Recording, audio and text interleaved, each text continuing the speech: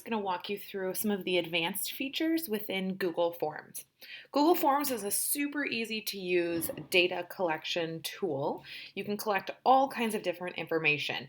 There is a beginner video that walks through how to create the basic forms, how to add some different features.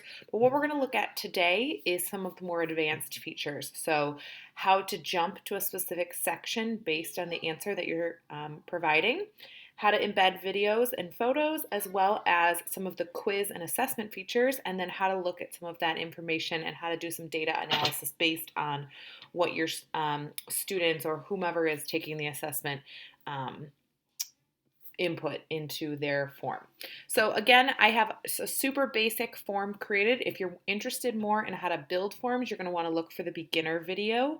This is more advanced, kind of with the understanding that you already know how to create one of the forms. So I have a really basic form created here. Just collecting things like your name and a basic multiple choice question. So I'm going to show you a tool here that will allow you to direct students to a specific section of the assessment based on the answer that they choose. So for instance, I like to think of this like one of the choose your own adventure books. So if you select yes, then you go to a certain page. If you select no, then you go to another page in the book. This is the same kind of thing. So it may be as simple as, do you ride the bus to school? Yes. Okay. Then you go into, you're directed into a page about the bus routes.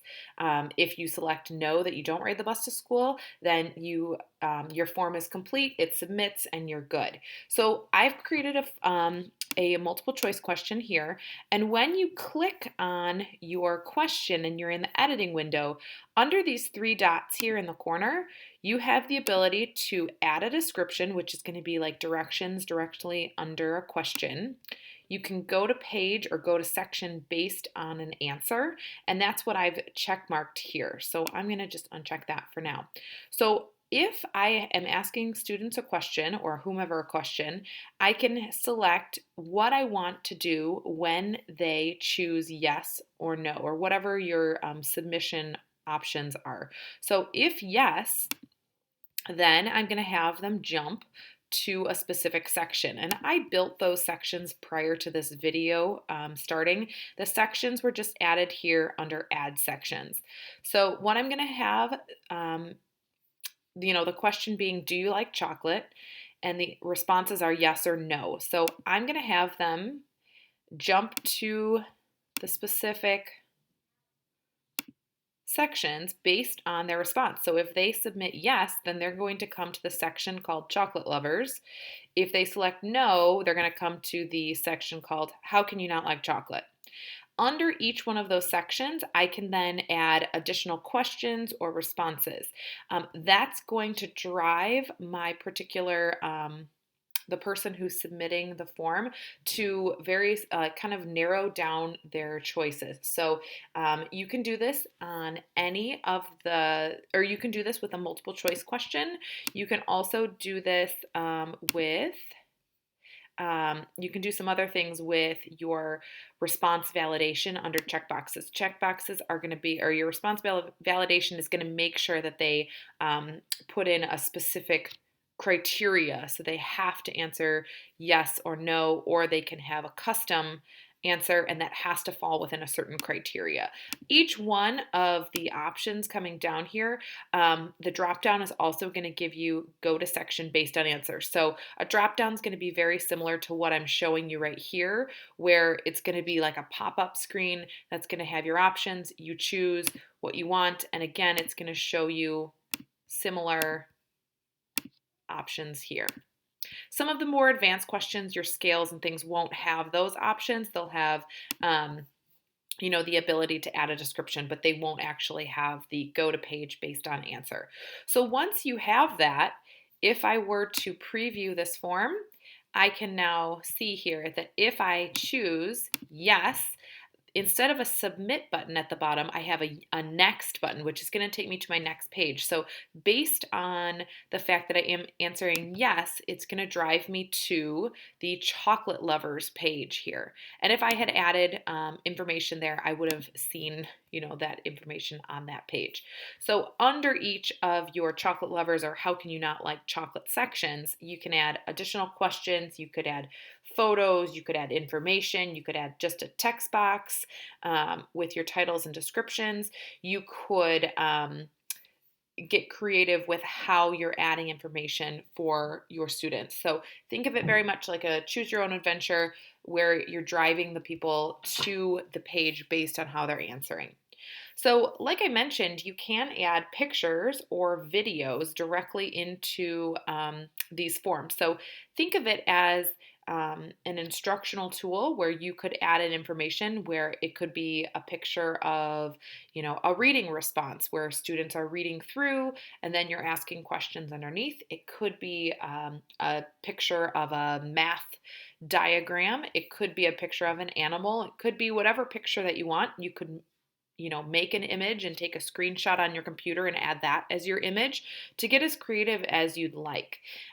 So adding an image is as easy as just coming under whatever section that you want and click Add Image.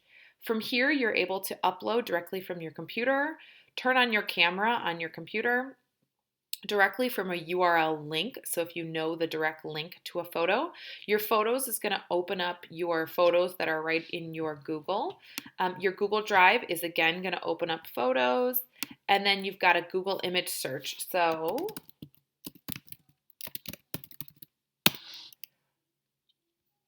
I can come up here, and this is a nice photo of a chocolate lover, and it's going to drop in right here. I'm able to toggle this around under what section I need it to be just by kind of dragging and dropping. If I wanted to add something under how can you not like chocolate, I can go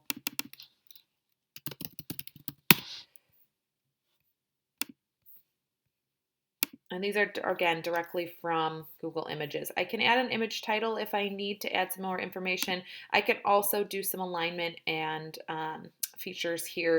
If I need to change the size of the image because I don't want it to be so big, you can always toggle it to be smaller or larger in here. So now, again, if I go and preview my form, I can say, yes, I like chocolate, and it's going to drive me directly to my chocolate lovers page and then my image. So again, you can see how you build these forms to be able to really engage the audience that you have. A video is very similar, same to the image. You can add a video over here on your toolbar. You click Add Video. Your video search is going to come directly from YouTube or a URL. The URL is going to be, again, from YouTube. If you needed to add things directly from Google Drive, you'd have to first upload them to YouTube, and then you'd be able to put them in here. So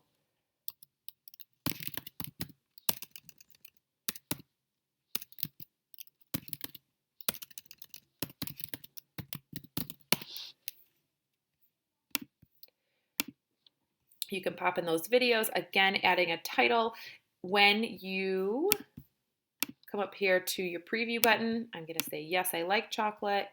Click the next button, and you'll see here that now I have my photo that I added, and here's my video. When I click on it, I can watch it in the small screen directly embedded within your form, or you can pop it out full screen if you needed to. So just from a basic form, you can add some really powerful dynamic features to make your forms quite lively. One of the other things I wanted to talk about was creating assessments on Google. Google Forms specifically. So here is an assessment that I've built, and this was one I used with a teacher that I used to work with. And so it's a basic, answer based on multiple choice questions. So it was for Greek and Latin roots. So what I've done is I've created sections that had in my point values. So each one of the questions you'll see here was just to fill in the blank. So students had to choose which letter they wanted. So what I've done to turn this into an assessment, which is going to be self-graded for me, I have the ability to go to the settings and come up here to quizzes, and I just want to toggle this on. This was already a pre-made quiz that I've used, so obviously it's turned on. If your students are using Chromebooks to respond, you can turn on lock mode, which means that they're going to be in a lockdown browser. They must take the quiz on a SACID managed Chromebook or an organization managed Chromebook. Once they start taking the quiz, you would not be able to toggle between different tabs or different profiles. They would be locked into one specific tab during that time until they click submit. If you have all of your responses in your answer key already preloaded, you can have students get your response back immediately and how they did and what their grade was based on the answer key you provided. Because I was doing this with a middle school team, they didn't want their answers done because they had different class periods that wanted, they didn't want first period sharing their responses with second period and so on.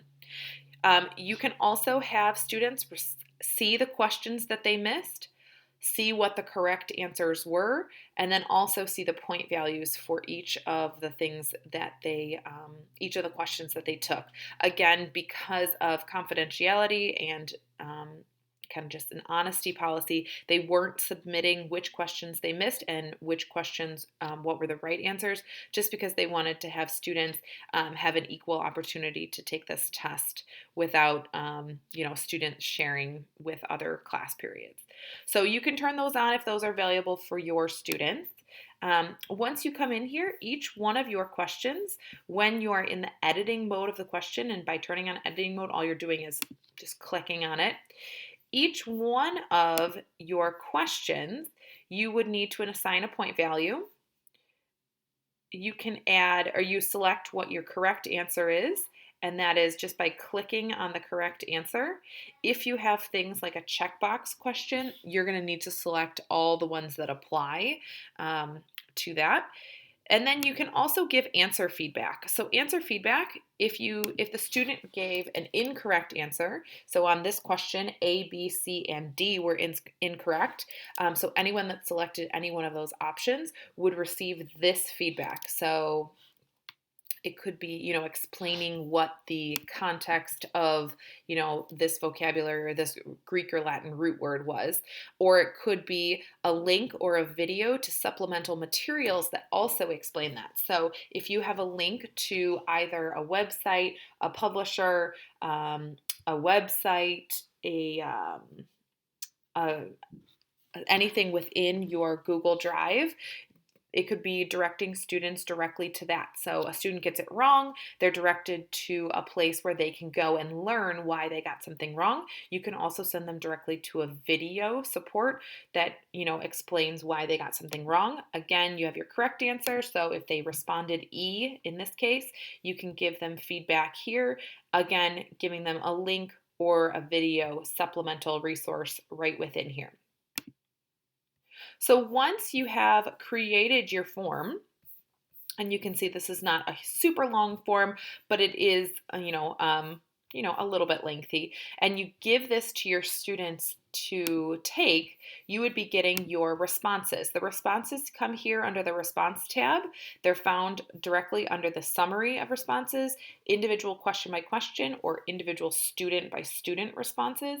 You can also look at things in Google Sheets. So if you're wanting to analyze the data right within Sheets, you can do that here. So I'm going to look at the summary first here. So I had 81 students take this specific test.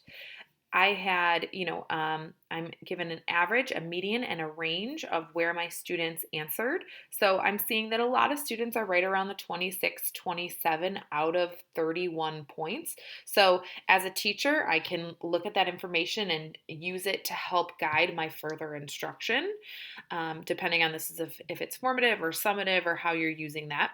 I have all the information on what is a frequently missed question. So a lot of students missed question number 9 about and I had 6 out of 80 students respond correct. So I know as a teacher, wow, maybe I didn't cover this the way that I needed, or maybe the textbook didn't cover it the way that it needed, or whatever it you need to see.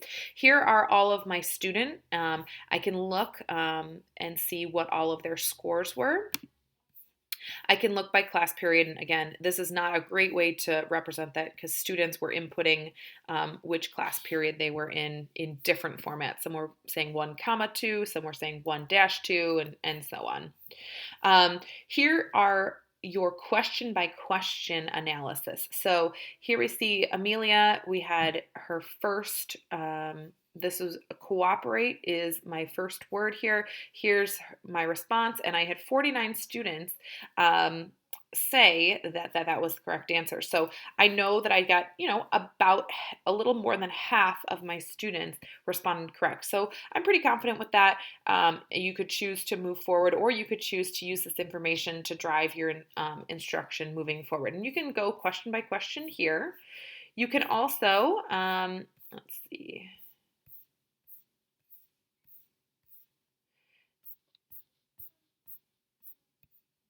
Look at question by question. So if I wanted to go back in here, and this is my question number 1, you can toggle between all of your questions here. If I go to question number 1, I can see my 5 options here.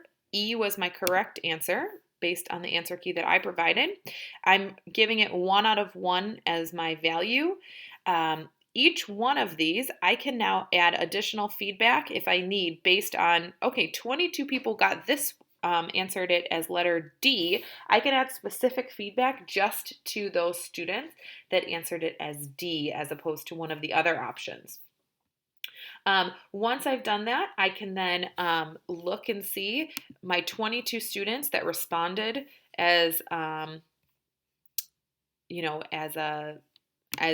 that they answered this. Maybe I decide, oh, maybe this wasn't a fair question. I am going to give point values for this after all. I can go back in and change that. Maybe I wanted to give 1 point to these students as well because of the way it was worded or whatever. So you can come back in here and really go in and analyze that information.